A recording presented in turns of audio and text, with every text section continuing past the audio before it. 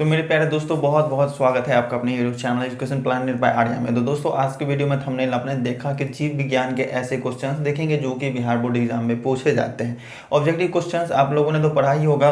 पहला चैप्टर जैव प्रक्रम, बहुत ही प्यारा प्यारा क्वेश्चन है, ऑब्जेक्टिव क्वेश्चन। अगर चैनल को सब्सक्राइब नहीं किया तो चैनल को सब्सक्राइब कर लीजिएगा और साथ में बेल आइकन प्रेस करके अपने दोस्तों को जरूर शेयर कर दीजिएगा। और आप लोगों को जवाब भी देना है सभी क्वेश्चंस का कमेंट में, ठीक है। जो क्वेश्चन आपको आता है पहले से तो उसका आपको जवाब देना है, ठीक है। तो चलिए बिना टाइम को वेस्ट किए अपना आज का वीडियो शुरू करते हैं। तो मेरे प्यारे दोस्त पहला क्वेश्चन देखिए, आपको स्क्रीन पे दिख रहा होगा कि दांत की सबसे ऊपरी परत को क्या कहते हैं। ऑप्शन दिया हुआ है पहला डेंटाइन, इनामेल, अस्थि और क्राउन, ठीक है। डेंटाइन, इनामेल, अस्थि और क्राउन, इसमें से कौन सा सही आंसर होगा आप लोगों को अगर मालूम है तो आप लोग जवाब दें। अगर नहीं पता है तो इसका सही आंसर हो जाएगा अपना option number B. Option number B enamel. दांत का जो सबसे ऊपरी परत होता है ना, मजबूत होता है सबसे, जिसके कारण दांत की मजबूती होती है। ब्रश करने से, ज़्यादा रगड़ने से भी दांत मेरा घिसता नहीं है, तो वो इनामेल के कारण होता है, ठीक है। सबसे मजबूत और जो है ये ऊपरी परत होता है, ठीक है। दूसरा क्वेश्चन देखिए अपना, दूसरा क्वेश्चन कहता है कि मानव आहार नाल का सबसे लंबा भाग है। मानव आहार नाल का सबसे लंबा भाग कौन सा है। पेट के अंदर जो भी है सिस्टम सारे को आहार नाल कहा जाता है, और उस आहार नाल का सबसे लंबा भाग क्या है। ऑप्शन दिए हुए हैं इसमें अमाशय, छोटी आंत, ग्रास नली और बड़ी आंत। तो इसका सही आंसर क्या होगा। देखिए नाम से अगर स्पष्ट हो रहा है कि बड़ी आंत है, तो बड़ी आंत जो है बड़ी नहीं होती है, छोटी आंत सबसे बड़ी होगी, बड़ी आंत क्या होता है उससे छोटा होता है। तो सबसे बड़ी ग्रंथि अपने शरीर मतलब ये सबसे लंबा भाग आहार नाल का कौन सा है, तो छोटी आंत होगा इसका सही आंसर, ठीक है। तो याद रखना आप लोग। देखिए नेक्स्ट क्वेश्चन, नेक्स्ट क्वेश्चन कहता है कि न्यूक्लियस शब्द किनके द्वारा ली गई है। न्यूक्लियस शब्द जो है ये वर्ड का जो यूज किया गया है फर्स्ट चैप्टर में, इसका किस वैज्ञानिक के द्वारा लिया गया है। ये ऑप्शन दिया हुआ है रॉबर्ट ब्राउन, रॉबर्ट हुक, पलार्ड और विचार्ड। तो इसका सही आंसर क्या होगा आप लोगों को कमेंट करके बताना है। जिन लोगों को मालूम है अच्छी बात है, जिन लोगों को नहीं मालूम है और अच्छी बात है। और अच्छी बात कैसे है तो आज सीखेंगे, ठीक है। तो इसका सही आंसर रॉबर्ट ब्राउन होगा। न्यूक्लियस शब्द का जो है उपयोग रॉबर्ट ब्राउन के द्वारा किया गया था, ठीक है। चौथा क्वेश्चन है पौधे में भोजन किस रूप में जमा रहता है। पौधे में जो भोजन जमा, जैसे हम लोग खाते हैं खाना तो भोजन के रूप में ही जमा रहता है, लेकिन पौधे जो है भोजन तो डायरेक्ट नहीं करते हैं, वो प्रकाश अलग से लेते हैं, जल अलग से लेते हैं और क्लोरोफिल वगैरह ये सब ऑक्सीजन अलग से लेते हैं। तो ऐसे में पौधे में जो भोजन है वो किस रूप में जमा रहता है, और उसका ऑप्शन दिया हुआ है ग्लूकोज, प्रोटीन, स्टार्च और फैटी एसिड। फैटी एसिड वगैरह तो उसमें होता नहीं है, प्रोटीन उसमें, ग्लूकोज, स्टार्च। इसका सही आंसर क्या होगा। इसका सही आंसर होगा ऑप्शन नंबर सी, स्टार्च, ठीक है। तो आप लोग अगर क्वेश्चन को नोट करना चाहते हैं तो नोट भी कर सकते हैं, और नहीं तो एक नज़र देखना चाहते हो तो एक नज़र देख लीजिए। चलिए फटाफट से बढ़ते हैं अपने नेक्स्ट क्वेश्चन पे। देखिए नेक्स्ट क्वेश्चन कहता है पांचवा, पौधे और पशुओं की कोशिकाओं का वैज्ञानिक अध्ययन क्या कहलाता है। वैसा भाग जिसमें हम क्या है पौधे की, वैसा भाग जिसमें हम पौधे की कोशिकाओं का वैज्ञानिक अध्ययन करते हैं क्या कहलाता है। ऑप्शन दिया हुआ आनुवांशिकी, कोशिका विज्ञान, साइटोजेनेटिक्स और ऊतक विज्ञान। इसका क्या होगा आंसर ये बताना है आपको। बहुत ही प्यारा सा क्वेश्चन है। पौधे और जंतु की कोशिका का वैज्ञानिक अध्ययन जिसमें हम करते हैं उसको हम कहते हैं कोशिका विज्ञान, ठीक है। कोशिका के बारे में पढ़ रहे हैं तो कोशिका विज्ञान कहेंगे। इसका ऑप्शन सही कौन सा होगा, ऑप्शन नंबर बी। देखिए नेक्स्ट क्वेश्चन है छठा, कहता है कि पित्तरस जो है कहाँ स्रावित होता है। पित्तरस कहाँ स्रावित होता है। ऑप्शन नंबर ए है यकृत, दूसरा है मुख गुहा, अमाशय, छोटी आंत। अगर आप लोगों ने चैप्टर पढ़ा होगा पूरे अच्छे तरीके से तो इसका सही आंसर आपको मालूम होगा। इसका सही आंसर होगा ऑप्शन नंबर ए, यकृत, ठीक है। चलिए बढ़ते हैं फटाफट से अपने नेक्स्ट क्वेश्चन पे। निम्नलिखित में से कौन ट्रिप्सिन एंजाइम का कार्य करता है। निम्न में से कौन है जो ट्रिप्सिन एंजाइम का कार्य है। इसमें से कौन सा है ट्रिप्सिन एंजाइम जो है ना, इसका काम क्या है ये बताना है आपको। ये ऑप्शन दिए हुए हैं चार, बहुत ही प्यारा प्यारा ऑप्शन है, और ऑप्शन में दिए हुए हैं वसा का पाचन, कार्बोहाइड्रेट का पाचन, प्रोटीन का पाचन और इनमें से सभी। तो ये जो ट्रिप्सिन है ना एंजाइम, ये क्या काम करता है, तो ये करता है प्रोटीन का पाचन, ठीक है। ट्रिप्सिन एंजाइम जो है ये प्रोटीन का पाचन करता है। तो जब ये चैप्टर को क्लियर पूरा पढ़ाएंगे तो उसमें अच्छे तरीके से सब कुछ समझा करके क्लियर करेंगे। तो अभी ऑब्जेक्टिव सेशन देख रहे हैं तो फटाफट से आगे क्वेश्चन की तरफ बढ़ते हैं। अगला क्वेश्चन है मुख गुहा में आहार का कौन सा भाग का पाचन होता है। मुख गुहा में जो आहार के कौन से भाग का पाचन होता है। ऑप्शन दिया हुआ है प्रोटीन, कार्बोहाइड्रेट, वसा और न्यूक्लिकम। मुख गुहा में जो है ना कार्बोहाइड्रेट का पाचन होता है, ये चीज़ आप पढ़े होंगे। तो इसका सही आंसर हो जाएगा ऑप्शन नंबर बी। अगला क्वेश्चन है निम्नलिखित में से स्वपोषी कौन है? स्वपोषी कौन है? तो ए ऑप्शन दिया हुआ है हरे पौधे, मछली, कीट, अमीबा। स्वपोषी का मतलब क्या होता है? स्वपोषी मतलब वो जो अपना पोषण खुद से स्वयं करते हैं, ठीक है, स्वयं पर निर्भर रहते हैं, किसी दूसरे पर निर्भर नहीं रहते हैं, जिसे किसी दूसरे की आवश्यकता है ही नहीं। तो कौन सा ऐसा हो सकता है? मछली। तो मछली भी दूसरे कीट पतंगों को खाते हैं पानी में। कीट पतंग ये भी क्या होते हैं? दूसरे पे आश्रित रहते हैं। अमीबा है, ये भी खाता है दूसरे को। लेकिन हरे पौधे किसी पे आश्रित नहीं है, उसको धूप मिलना चाहिए, पानी मिलना चाहिए, ऑक्सीजन मिलना चाहिए, वो क्या करेगा? अपना भोजन बना लेगा, ठीक है, वो किसी पे आश्रित नहीं है। तो स्वपोषी क्या हो जाएगा? हरे पौधे होगा इसका सही आंसर। 9 का सही answer option number A correct answer note कर लेना। देखिए 10 नंबर क्वेश्चन कहता है स्वपोषी पोषण के लिए आवश्यक क्या है? स्वपोषी पोषण के लिए आवश्यक है, स्वपोषी पोषण के लिए क्या आवश्यक है?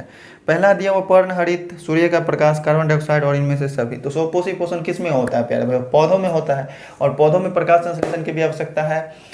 क्या है? और ऑप्शन में दिया हुआ पर्णहरित मतलब क्लोरोफिल की आवश्यकता है, और कार्बन डाइऑक्साइड की भी आवश्यकता है, ठीक है। तो इनमें से सभी हो जाएगा इसका आंसर। तो 10 का ऑप्शन नंबर हो गया डी इसका करेक्ट आंसर, तो नोट कर लेना। चलिए फटाफट से बढ़ते हैं अपने नेक्स्ट क्वेश्चन पे। नेक्स्ट क्वेश्चन देखिए कहता है, नेक्स्ट क्वेश्चन कह रहा है किसकी उपस्थिति के कारण पौधे का रंग हरा होता है? पौधे का रंग हरा नहीं होता है, पौधे के पत्तों का रंग हरा होता है, तो पौधे का ही रंग हरा हुआ।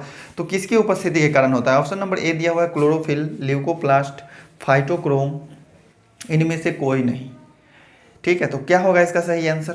इनमें से कोई नहीं, इसका क्या होगा सही आंसर? किसके कारण पौधे का रंग हरा होता है? आप लोगों को पता है क्लोरोफिल के कारण होता है, तो इसका सही आंसर हो जाएगा अपना क्लोरोफिल। चलिए अगला क्वेश्चन पे बढ़ते हैं।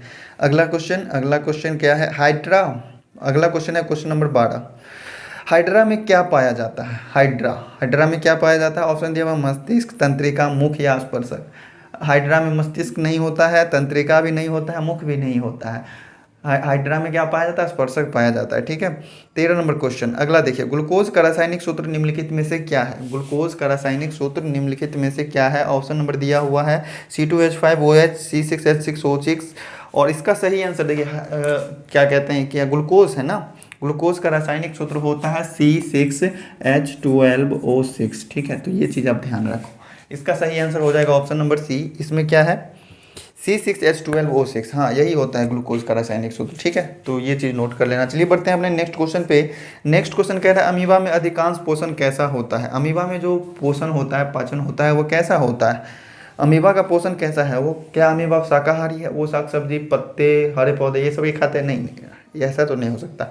अंतर्ग्रहण, सर्वाहारी या फिर स्वपोषी? सर्वाहारी, स्वपोषी ये सभी तो हो नहीं सकते। अंतर्ग्रहण, अमीबा में जो पोषण होता है वो अंतर्ग्रहण के द्वारा होता है, ठीक है। तो ये चीज़ आप पढ़े होंगे क्वेश्चन में, तो इसका सही आंसर हो जाएगा option number B. 15 number question देखिए, कहता है प्रकाश संश्लेषण की क्रिया होती है। प्रकाश संश्लेषण की क्रिया होती है किस चीज़ में होती है? ऑप्शन जैसे देखिए, आप ऑप्शन देखेंगे ना तो ऑप्शन में आपको पता चल जाएगा कि क्वेश्चन में पूछ क्या रहा है, ठीक है। तो यहाँ ऑप्शन क्वेश्चन में पूछ रहा है कि प्रकाश संश्लेषण की क्रिया किस में होती है, ठीक है। ऑप्शन दिया हुआ है कवक में, जंतुओं में, हरे पौधे में और परजीवियों में। प्रकाश संश्लेषण तो सिर्फ पौधों में ही होती है, तो इसका सही आंसर हो जाएगा ऑप्शन नंबर सी।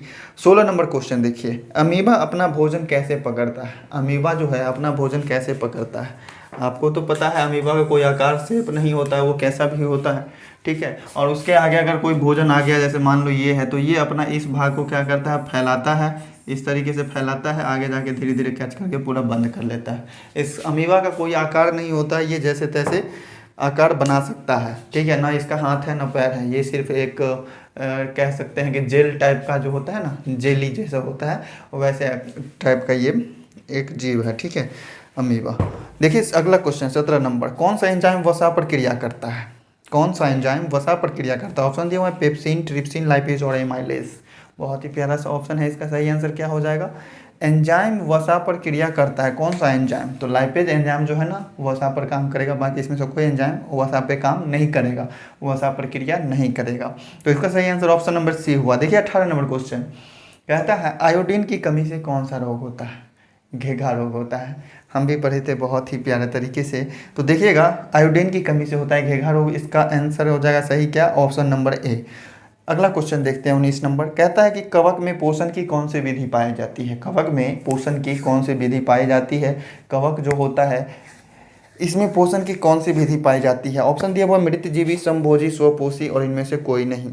कवक जो है हमेशा सड़े गले चीज़ों में, मरे हुए चीज़ों में, इन सभी चीज़ों में पाया जाता है। ठीक है, तो इसका सही आंसर हो जाएगा मृतजीवी। ठीक है, ऑप्शन नंबर ए, 19 का ऑप्शन नंबर ए मृतजीवी इसका सही आंसर हो जाएगा।